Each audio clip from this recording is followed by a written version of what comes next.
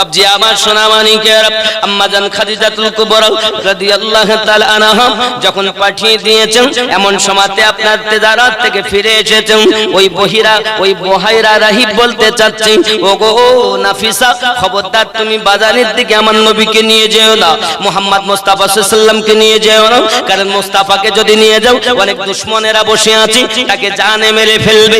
আব্বা আমার অল্প দিনের মধ্যে হযরত আপনার রাসূল পাক সাল্লাল্লাহু আলাইহি ওয়াসাল্লাম যখন আপনার তেজারাত করে ফিরে এসেছেন, অনেক লাভ বংশ আল্লাহ দিয়েছেন, জোরে কোন সুবহানাল্লাহ। এমন সময়তে আম্মা জান খাদিজাতুল কুবরা রাদিয়াল্লাহু তাআলা না বলতেছেন, ও বলো না নাফিসা, খবরটা কি বলো না, বলো না আব্বাজি আমার, মাইসারা তুমি বলো, আমার নবী পাকের খবরটা তুমি আমাকে বলো। এমন সময়তে আপনার কিনা বলতে চাচ্ছি, মাইসারা বলতে চাচ্ছেন, ও গো খাদিজা, খাদিজা, আমি আপনাকে কি বলবো আমার নবী পাকের কথা। আমার নবী পাক সাল্লাল্লাহু আলাইহি ওয়াসাল্লাম যখন রাস্তা দিয়ে যায়, আকাশে আপনার কিনা দেখা যায় এক টুকরো মেঘ ছায়া করে রাখে। বাবাজি কিতাব প্রমাণ করি, তুই খানা পাখি আল্লাহর ফেরেশতা পাখি রূপ ধারণ করে আমার আপনার নবীর মাথার উপরে ছায়া প্রদান করে, যেন আকাশের সূর্যর তাপ আমার নবীর গায়ে না লাগে। আয় খাদিজা, এতটুকু নয়, আমার নবী যে গাছতলাতে আপনার শুয়েছেন বসেছেন, বহিরা রাহিব আমাকে বলতেছে, বহিরা রাহিব বলতেছে, খ্রিস্টান পাদ্রী আমাকে বলতেছে যে ওই ছেলেটাও আপনার আল্লাহর নবী হবে। তার নমুনা হলো ওই গাছের নিচে অন্য কেউ বসতে পারে না, একমাত্র নবী পয়গম্বর ছাড়া কেউ বসে না।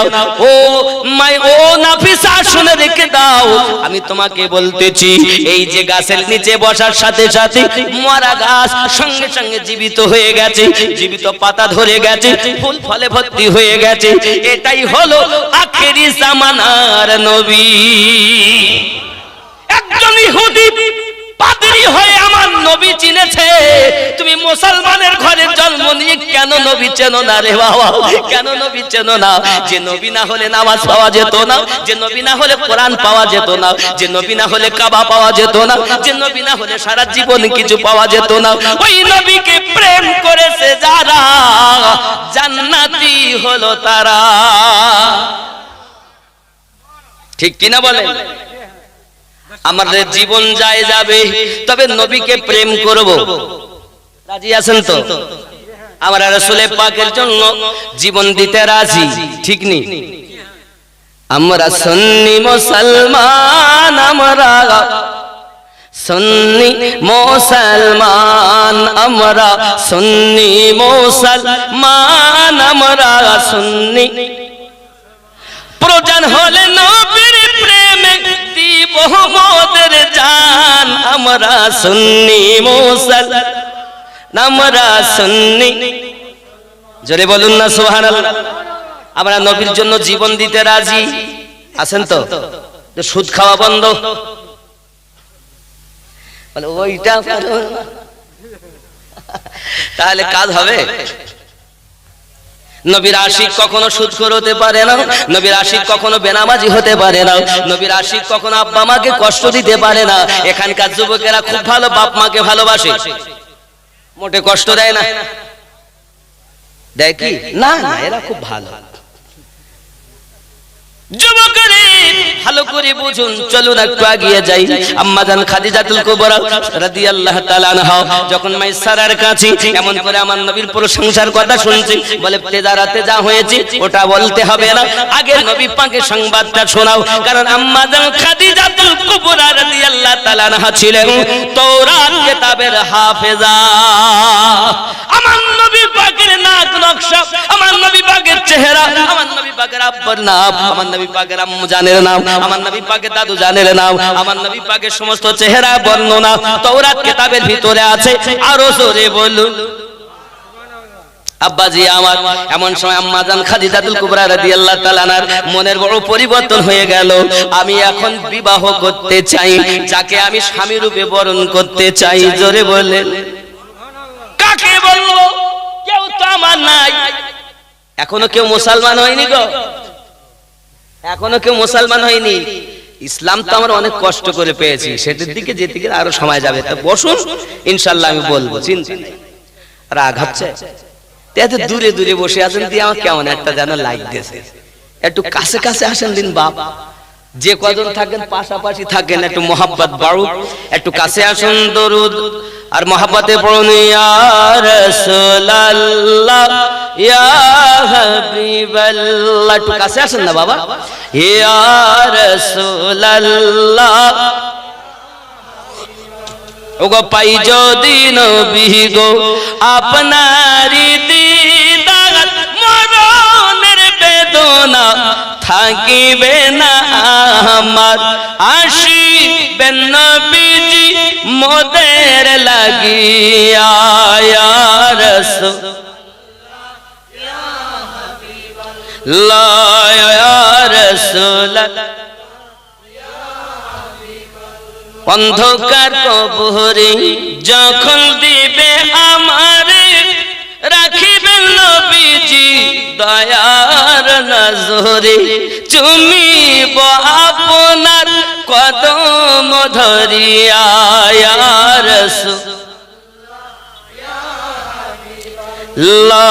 ইয়া রাসূলুল্লাহ, মুনকার নাকির আসিয়া সওয়াল করবে বাসায়া, দিবেন গো নবীজি পর্দা উঠাইয়া। মুনকার নাকির আসিয়া সওয়াল করবে বাসায়া, দিবে গো নবীজি পর্দা উঠাইয়া। করিব সালাম আমরা দাঁড়াইয়া। ইয়া রাসূলুল্লাহ ইয়া রাসূলুল্লাহ। আব্বাজি আমার সোনা মানিকের, আমি আগেই বলেছি কবরে আপনার মা যাবে না, আব্বা যাবে না, বিবি যাবে না, সন্তান যাবে না, কিন্তু কবরে একজন ব্যক্তি আগমন করবেন যিনি আমাদের নবী। যদি বলেন হুজুর কোথায় আছে, সহিহ বুখারীর একটি হাদিস আছে, মা কুনতা তাকুল ফি হাক্কি হাযার রাজুলিন মুহাম্মাদিন সাল্লাল্লাহু আলাইহি ওয়াসাল্লাম, জোরে বলুন না সুবহানাল্লাহ। এ যুবক আমার সোনা মানিক, নবীওয়ালা হবে যারা, নবীকে চিনবে তারা, আর নবীর দুশমন হবে যারা, আমার নবীকে চিনতে পারবে না তারা। জোরে বলে, তাহলে আমরা নবীওয়ালা, আর নবীওয়ালাই হলো আল্লাহওয়ালা, ঠিক নেই? নবীওয়ালাই হলো আল্লাহওয়ালা। আব্বাজি আমার সোনা মানিকের, চলুন এগিয়ে যাই। আমার আপনার নবী পাক সাল্লাল্লাহু আলাইহি ওয়াসাল্লাম এমনি করে আপনার কিনা বিবাহের প্রস্তাব যখন আপনার পৌঁছে গেল, সঙ্গে সঙ্গে আপনার আম্মাজান খাদিজাতুল কুবরা রাদিয়াল্লাহু তাআলা আনহা বলেন আমার পক্ষ থেকে কে বা বলবে। উনি ওনার চাচাদের কাছে আপনার সংবাদ পাঠালেন। হযরতে খাদিজাতুল কুবরা রাদিয়াল্লাহু তাআলা আনহা চাচাদের কাছে সংবাদ পাঠানোর পরই, ওগো আমার চাচা জানেরা, আপনারা আলোচনা করুন, আমি খাদিজা, আমি মুহাম্মদ কি স্বামী রূপে বরণ করতে চাই। ও বাপ, আমার মায়েদেরকে আমি বুঝাতে চাই, মা আপনাদের নসিব কত ভালো, পছন্দ করেছেন আম্মা জান খাদিজাতুল কুবরা রাদিয়াল্লাহু তাআলা আনহা। আর মহিলারা আগে কবুল বলবে, তারপর হবে বিবাহ। বলেন আমি আমিনুদ্দিন মাওলানা বিয়ে করতে এসেছি। এখন যদি মেয়ে কালো হোক, ধলো হোক, গরিব হোক, ধনী হোক, যেই হোক, যাই হোক না কেন, সে যদি কবুল না বলে তো মৌলভী সাহেব বাড়ি যাও, ইমাম সাহেব বাড়ি যাও, মুফতি সাহেব বাড়ি যাও। তাহলে মহিলাকে আগে কবুল নাকি পছন্দ আপনি করতে পারেন, অসুবিধা নাই। তাই বলে আপনি যার সাথে পছন্দ করেছেন তাকে নিয়ে মেলায় ঘুরছেন কেন? এটা শরীয়তে জায়েজ না।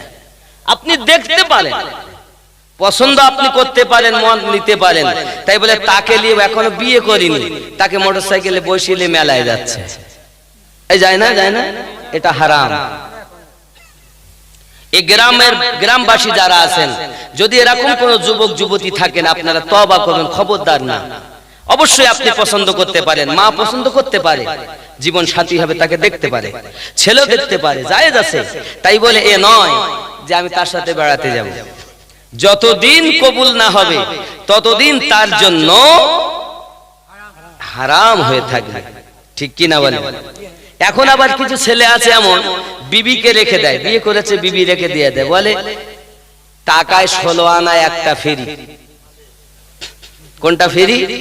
যে বিবির বোন, তাকে আপনারা কি বলেন? ওটা একটা গালি না? ও তো গালি না, একটা সম্পর্ক। আব্বাজি আমার সোনা মানিক ছোট বোনকে নিয়ে ঘুরতেছে, মোটরসাইকেলে বসিয়ে মেলায় ঘোরে, রাস্তায় ঘোরে, এখানে ঘোরে, সেখানে ঘোরে। বাবাজি আমার, পৃথিবীর জমিনে আপনি আপনার নিজের স্ত্রী ব্যতীত এক মায়ের আর একটি কন্যা নিজের বোনের মতো আপনি নিয়ে যেতে পারেন। তবে যদি কোন রকম ভাবে আপনার নিয়ত একটু খারাপ হয়, জিনায়ে কাবিরা জিনা হবে এবং কাবিরা গুনাহ হবে, আপনার নিজের বিবাহ করা স্ত্রী তালাক হয়ে যাবে। বুঝলেন? এক মায়ের ডবল কন্যা এক থাকাকালীন আর একটা কোন রকম যদি জিনা হয় তো গুনাহে কাবিরা তো হবেই, আর একটু বেশি তলে গেলেই বিবি হারাম হয়ে যায়। কি বুঝেছেন? তাহলে তুমি তোমার শালি দুলাভাই যেমন ভালো, দুলাভাই তেমন রাতের কালো। কথা বুঝতে পারেননি নাকি? দুলাভাইয়ের সঙ্গে খুব ঘুরতে ভালো লাগে। হ্যাঁ, দুলাভাই, আপনারা কি দুলাভাই বলেন তো নাকি? দুলাভাই বানাতে যাও। এখানকার মেয়েরা খুব ভালো, এখানকার ছেলেরা ভালো, এসব করে টরে না, এরা খুব ভালো। আব্বাজি আমার সোনা মানিকের মোহাব্বত করে শুনুন, আমার নবী পাক সাল্লাল্লাহু আলাইহি সাল্লামের স্ত্রী আম্মা জান খাদিজাতুল কুবরা রাদিয়াল্লাহু তাআলা আনহা যেদিন থেকে আপনার কিনা নিজে পছন্দ করে প্রস্তাব দিলেন, আমার আল্লাহ পাক সেটা কবুল করে নিলেন। বিশ্বের মায়েদের অর্ডার দিয়ে দিলেন, মা হাজী হোক, গাজী হোক, মুফতি হোক, মুহাদ্দিস হোক, পীর সাহেব হোক, যেই হোক না কেন, যত সময় তুমি কবুল না বলবে, অগ্রাধিকার মায়েদের তোমার দেওয়া হলো। তোমরা যত সময় কবুল না বলবে, পুরুষের জন্য বিয়ে হবে না। আগে মা কবুল বলবে, তারপরে বাপ বলবে, এটাই হবে বিয়ে। ঠিক এখনো পর্যন্ত চালু আছে তো? আগে বেটা ছেলে কবুল বলে না, আগে মেয়ে ছেলে কবুল বলে? আগে কাজী সাহেব উকিল নিয়ে চললো কোথায়, অমুকের ছেলে অমুক অমুক গ্রামে বাড়ি, এত টাকা দেন মোহরে পরিবর্তে তোমার সহিত বিবাহ করতে আসিয়াছে, তুমি কবুল বলে না? করে না? ও যদি একবার বলে দন্তন্য একা, তাহলে কি হবে? বর যাত্রী সহ খাওয়াও বেকার, আসাও বেকার, ঘুরে বাড়ি যাও। ঠিক নেই? আমি ভুল বলছি না? ঠিক। আব্বাজি আমার সোনা মানিকের আম্মা জান খাদিজাতুল কুবরা রাদিয়াল্লাহু তাআলা না চাচা জানদের পাঠিয়ে দিলেন। আমার নবী পাক সাল্লাল্লাহু আলাইহি ওয়াসাল্লামের পক্ষ থেকে ওনার চাচা জানেরা আপনার কিনা প্রস্তাব দিলেন, বিবাহ আপনার কিনা সব রাজি। আমার নবী পাকের কাছে শোনা হলো, সব দিক থেকে রাজি। আব্বাজি আমার নবী পাকের বারাত আসতেছে, বারাত বিবাহ আসতেছে। বাবা সোনা মানিক আমার, বিবাহের সঙ্গে কে আছেন? হযরত আমির হামজা রাদিয়াল্লাহু তাআলা আছেন, হযরত আবু তালিব আছেন। হে বাবাজি আমার, আর আমার নবী পাক সাল্লাল্লাহু আলাইহি সাল্লামের আরো কয়েকজন সাহাবী রাসূল আপনার কিনা বরযাত্রী হয়ে আছেন।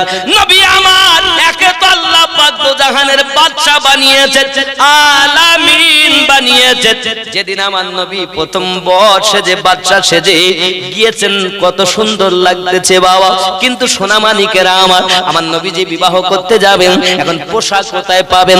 আবু তালিবের ঘরে তো এমন পোশাক নাই যে আমার নবী পাককে দেওয়া হবে। বাবা সোনা মানিকেরা আমার, এমনি করে দেখা গেল আব্বাজি আমার সোনা মানিকেরা, নবী দো জাহান সাল্লাল্লাহু আলাইহি সাল্লামের বাল্লা বন্ধু আবু বকর রাদিয়াল্লাহু তাআলা এখনো কলেমা পড়েননি, নবুয়তের এলানো হননি। উনি আপনার কিনা বলতেছেন, আবু তালিব আমার ঘরে আব্দুল মুত্তালিবের দেওয়া একটা পোশাক আছে, কিছু স্বর্ণ আছে, কিন্তু বাস্তবে কিন্তু নয়। সান্ত্বনা দেওয়ার জন্য বলছে। আবু বকর রাদিয়াল্লাহু তাআলা উনি আমার নবী পাক সাল্লাল্লাহু আলাইহি সাল্লামকে আপনার বলতেছেন, সোনা মানিকেরা আমার, এদিকে আম্মা খাদিজাতুল কুবরা রাদিয়াল্লাহু তাআলার বাড়ি থেকে শাহানশাহী পোশাক, বরের পোশাক এসে গেছে। নবী পাক সাল্লাল্লাহু আলাইহি সাল্লাম বলেন, না না না, আমি ওটা গ্রহণ করব না।